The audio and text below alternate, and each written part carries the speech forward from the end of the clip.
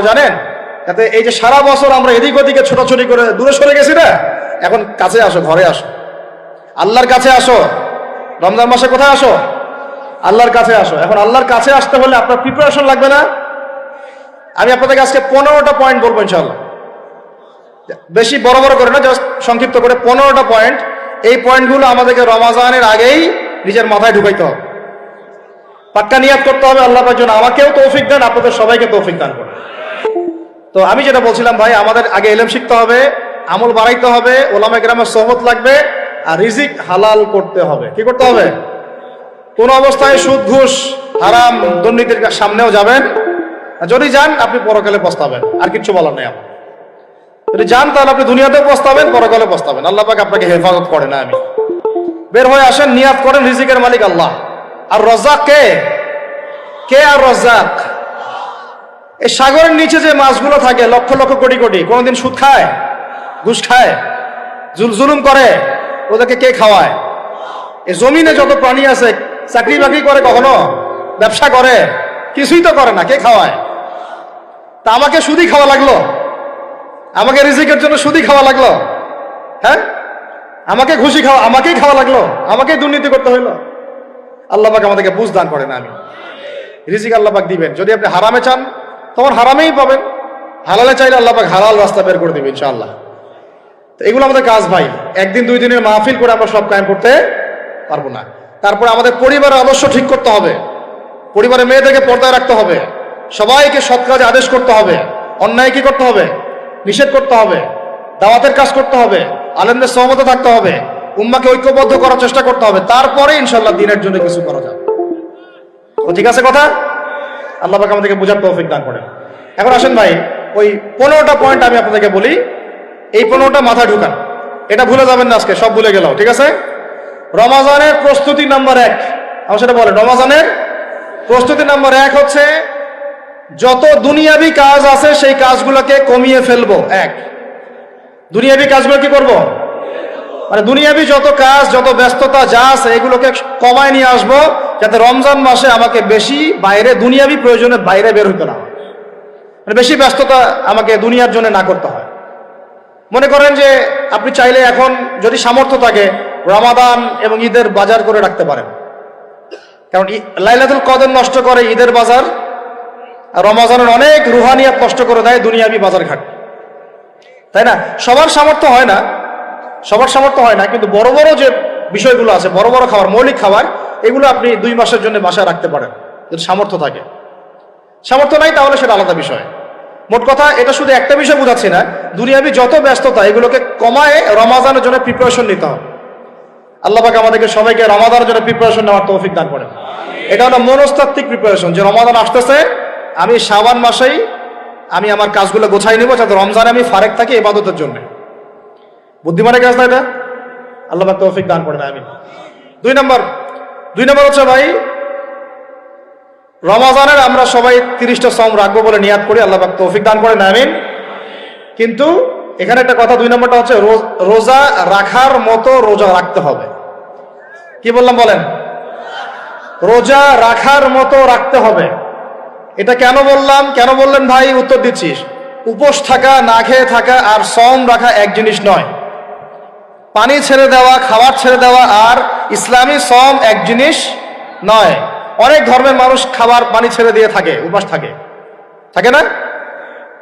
হাদিসের মধ্যে নবীজি বলেছেন যে ব্যক্তি রোজা রেখে অন্যায় কাজ ছাড়তে পারলো না, মানে আল্লাহর মাসিয়াত ছাড়তে পারলো না, এই যে কাবায়ের ফাওয়াহিশ এগুলো ছাড়তে পারলো না, অশ্লীলতা ছাড়তে পারলো না, মিথ্যা ছাড়তে পারলো না, বেহায়াপনা ছাড়তে পারলো না, তার না খেয়ে থাকায়, পানি না পান করায় আল্লাহর কিচ্ছু যায় আসে না। আর রোজার বিষয় বুঝলাম। রোজা কাকে বলে ভাই? মানে রোজা মানে হচ্ছে আমি আল্লাহ পাকের সমস্ত নিষেধ ছেড়ে দিব। কি করব? আল্লাহর সমস্ত নিষেধ। রোজা থেকেছি, পানি খাচ্ছি না, খাবার খাচ্ছি না, কার ভয়ে? গোসল করার সময় এক ঢোক পানি খেলে কে দেখবে? এই চেতনা তখন কাজ করে না? চুপ করে 1 লোকমা ভাত খেলে কে দেখবে? কেউ দেখবে? আল্লাহ ছাড়া কেউ দেখবে? কেউ দেখবে না। তারপর আপনি খান না কেন? কারণ আপনি অনুভব করেন যে আল্লাহ পাক আমাকে দেখছেন। এটাই হলো ইহসান। এটার নাম কি? ইহসান এটাই বলা হচ্ছে হাদিসে জিবরিলের মধ্যে, আনতা আবুদুল্লাহ কাআন্নাকা তারাহ, তুমি এমন ভাবে আল্লাহর ইবাদত করো যেন তুমি আল্লাহকে দেখতে পাচ্ছ। ওয়া ইল্লাম তাকুন তারাহু, তুমি যদি আল্লাহকে দেখতে না পারো জেনে রাখো ফাইন্নাহু ইয়ারাক, আল্লাহ পাক তোমাকে দেখছেন। এটাকে বলে আল্লাহ কনসিয়াসনেস বা ইহসান বা তাকওয়া। আর তাকওয়া হাহুনা, তাকওয়া কোথায়? এখানে। আপনি সওমের আয়াতটা পড়েন, কুতিবা আলাইকুমুস সিয়াম কামা কুতিবা আলাল লাযিনা মিন ক্বাবলিকুম লাআল্লাকুম কি তাত্তাকুন, তোমাদের উপর সওমকে ফরজ করা হয়েছে ঠিক যেমন করে আগের উম্মতদের উপরেও করা হয়েছিল। উদ্দেশ্য হচ্ছে লাআল্লাকুম তাত্তাকুন, যাতে করে তোমরা তাকওয়া অবলম্বন করতে পারো। তাকওয়া মানে আল্লাহ কনসিয়াসনেস, এই যে আমি খাচ্ছি না, পান করতেছি না, আমি বিশ্বাস করি আল্লাহ আমাকে দেখতেছেন, এই তো। তো সেই বান্দা কেমন করে রমজান চলে গেলেই বেনামাজি থাকতে পারে? রমজান চলে গেলে কি আল্লাহ তাকে আর দেখে না? সেই বান্দা কিভাবে সুদ খায়, তখন কি আল্লাহ তাকে দেখে না? সেই বান্দা, একই বান্দা কিভাবে জেনা করতে পারে? মেয়েকে নিয়ে কেমন করে বাইকে ঘুরতে পারে? কেমন করে গায়রা মাহরামের সাথে আমরা ইয়ে করতে পারি, ফ্রি মিক্সিং করতে পারি? কেমন করে সে সমকামিতার দিকে ধাবিত হতে পারে? কেমন করে সে জুয়া খেলতে পারে? কেমন করে সে মাদক খাইতে পারে? কেমন করে সে আল্লাহ দ্রোহী আইন বাস্তবায়ন করতে পারে? যদি সে এটা চেতনা, এই চেতনা থাকে যে আল্লাহ আমাকে দেখছেন, এই চেতনাটাকে বদ্ধমূল করার জন্যই রমাজান আসে। বলেন সুবহানাল্লাহ। আমি কি বুঝাতে পারলাম রোজা রাখার উদ্দেশ্যটা কি?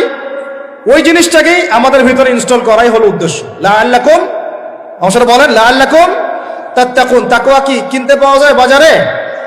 এই যে আল্লাহ পাক আমাকে দেখছেন, আমি খাবো না, আল্লাহ আমাকে দেখছেন, আমি পান করতে পারবো না, আমার রেস্ট্রিকশন আছে, পিপাসায় গলা ফেটে যাচ্ছে একেবারে রোদের মধ্যে, তাও খাচ্ছি না, কেন? কার ভয়ে? ওইটাই জীবনের সব ক্ষেত্রে বাস্তবায়ন করার জন্যই রমজান আসে। বুঝতে পারি নাই মনে? ওই চেতনাটাই, একই চেতনাটাই জীবনের সবগুলো কাজে বাস্তবায়ন করার জন্য কি আসে? রমাদানের 6 মাস।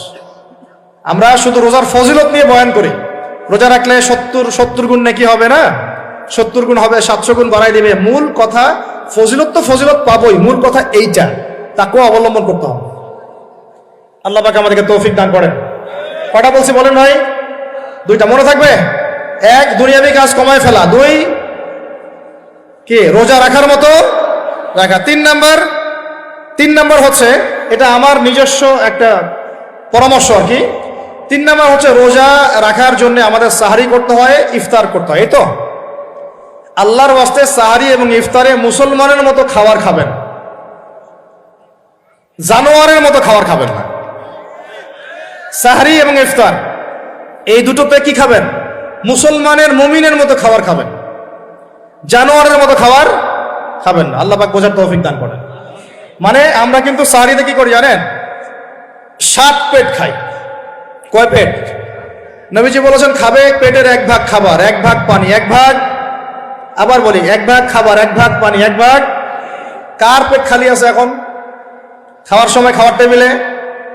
আমাদের ওস্তাদরা বলেন যে মুসলিম উম্মাহ, আমাদের ওস্তাদরা বলেন যে মুসলিম উম্মাহ খাবার টেবিলে হেরে গেছে, সে কখনো জিহাদের মাঠে জিততে পারবে না। বুঝতে পারেন নাই?